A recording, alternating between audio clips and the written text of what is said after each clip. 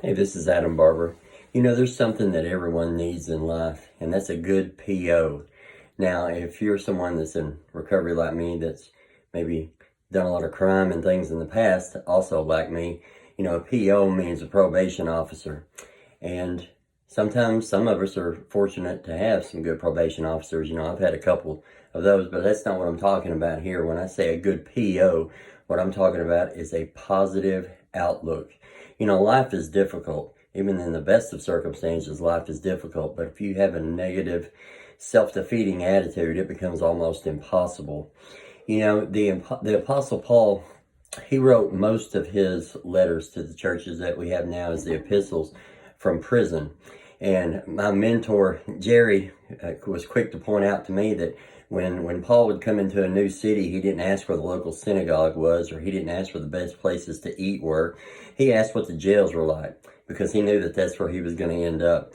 But he said in Philippians, for example, another, where he definitely wrote that one from prison, but he said, you know, whatsoever things are true, whatsoever things are just, whatsoever things are honest, whatsoever things are pure, whatsoever things are lovely, whatsoever things are of a good report, if there be any virtue, if there be any praise, think on these things. So in the midst of his circumstances, he still was focused on thinking of the things that were just, that were honest, were pure, were lovely, virtue, worthy of praise. You know, and it says in Proverbs that as a man thinks in his heart, so is he. What we focus on, what we choose to spend our time ruminating on, rehearsing in our minds and our hearts, that becomes who we are. That becomes how our minds and our thoughts and our emotions are directed. And that will affect the way that we look at life, the way that we interact with other people. You know, I was always, and always have been, and still am, a big nerd, and I always loved to watch Star Wars movies, and one of my favorite quotes from them was, your focus determines your reality. You know, what you focus on, whether it's negativity, you'll be a negative person, or if you're focusing on the positive things in life, no matter how small they may be, you're going to be a positive person.